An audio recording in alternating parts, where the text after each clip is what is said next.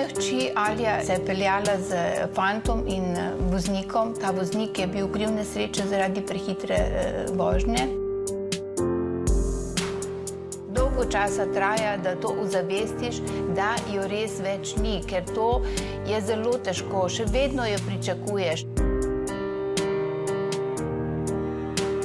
Nisem šla v sobo zato, da ne bi kaj predstavila, ker ni imela rada, da je jaz kaj predstavila.